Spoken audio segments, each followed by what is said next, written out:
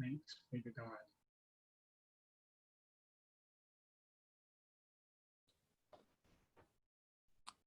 Please raise your hands as you are able for the reading of the Holy Gospel of our Lord Jesus Christ according to Matthew. Glory to you, Lord Christ. He put another parable before them, saying, "The kingdom of heaven may be compared to a man who sowed good seed in his field. But while his men were sleeping, his enemy came and sowed weeds among the wheat and went away. So when the plants came up and bore grain, then the weeds appeared also. And the servants of the master of the house came and said to him, 'Master, did you not sow good seed in your field? How then does it have weeds?' He said to them, 'An enemy has done this.' So the servant said to him, 'Then do you want us to go and gather them?' But he said, 'No, lest in gathering the weeds you root up the wheat along with them. Let them both grow together until the harvest. And at the harvest time, I will tell the reapers, gather the weeds first and bind them in bundles to be burned, but gather the wheat into my barn.' Then he left the crowds and went into the house. And his disciples came to him, saying, 'Explain to us the parable of the weeds of the field.' He answered, 'The one who sows the good seed is the Son of Man. The field is the world, and the good seed is the sons of the kingdom. The weeds are the sons of the evil one, and the enemy has sowed them, who has sowed them is the devil. The harvest is the end of the age, and the reapers are angels. Just as the weeds are gathered and burned with fire, so will it be at the end of the age. The Son of Man will send his angels, and they will gather out of his kingdom all causes of sin and all lawbreakers and throw them into the fiery furnace. In that place there will be weeping and gnashing of teeth. Then the righteous will shine like the sun in the kingdom of their Father. He who has ears, let him hear." The gospel of the Lord. Praise to you, Lord Christ.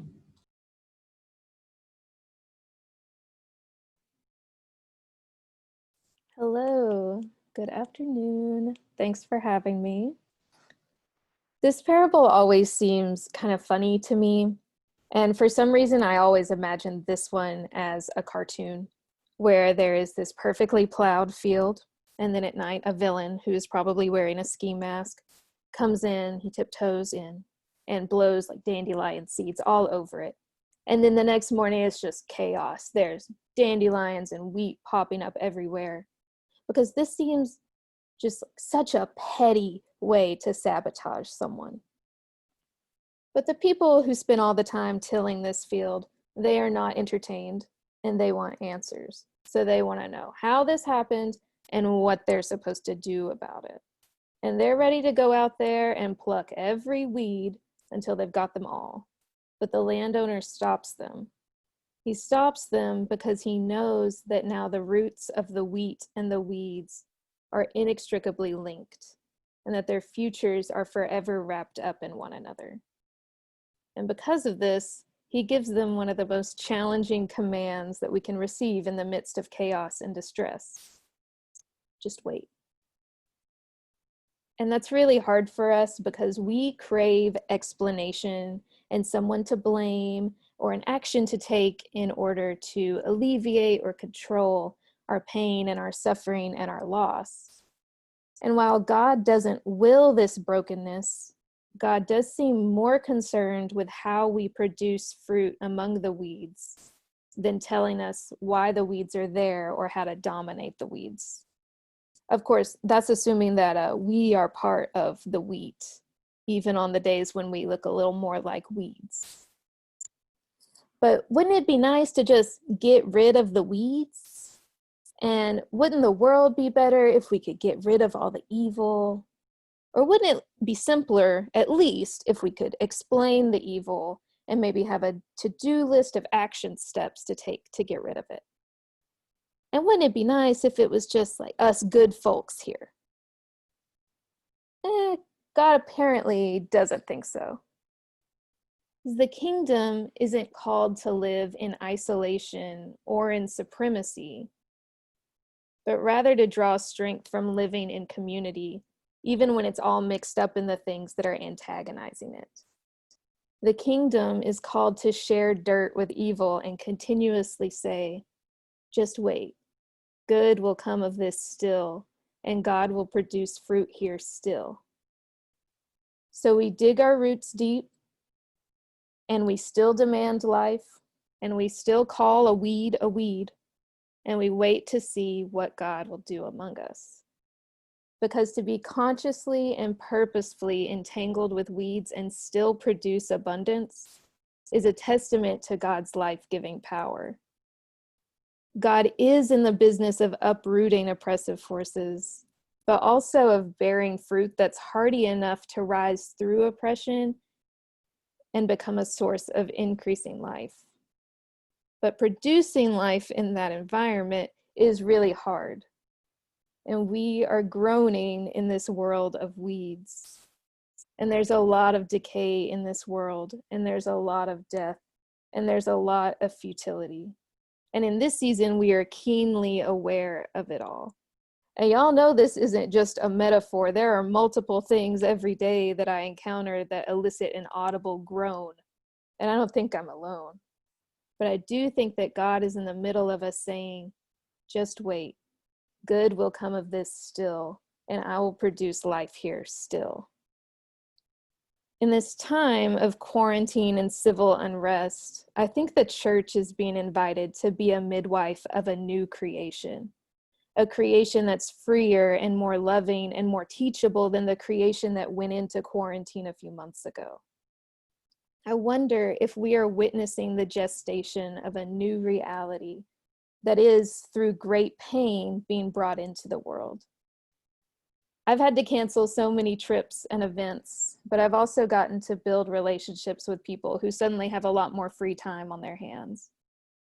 I've had my long-term career plans totally upended within the last month, but I've also found all these other amazing opportunities that I'd never thought about before. We have seen many people become physically and financially crippled by this pandemic. But we've also created space in our communities to be more reflective and have important conversations about what it means to be a good neighbor going forward. We as a nation have been increasingly exposed to the ways that people of color have been brutalized and marginalized by colonial mindsets and structures for centuries. But now we're running with momentum towards normalizing conversations about bias and dismantling the structures and belief systems that could bring harm and seeking equity in our spheres of influence. And these things really hurt, and we're grieving for ourselves and for our neighbors.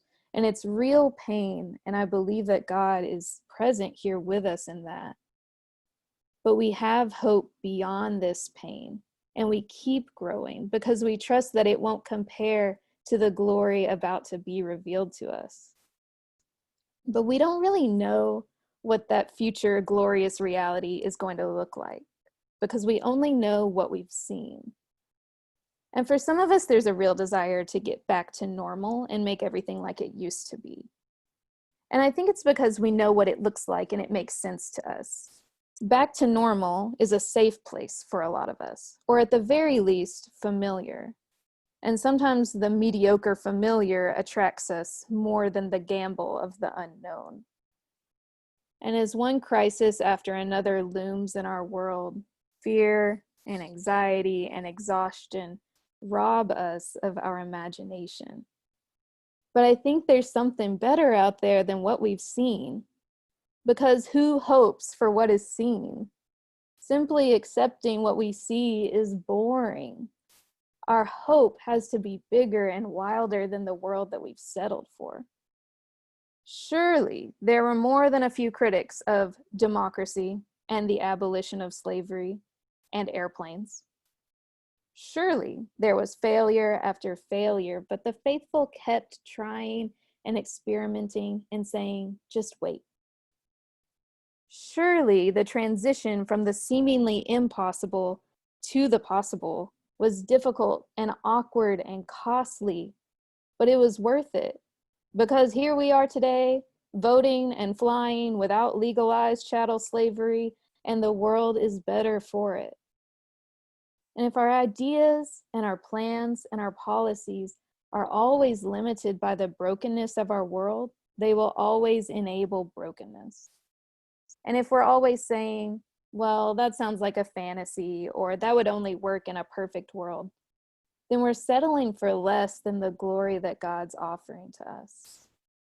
The God we worship is a dreamer and a visionary and a constant creator who's always showing up in unexpected places to challenge our shallow ideas of what's possible. And we're in a perfect season for dreaming. This is the season for lying down in the uncomfortable dirt with all of the weeds and imagining all the ways that heaven can descend to earth and all the ways that blessing is abounding in this place.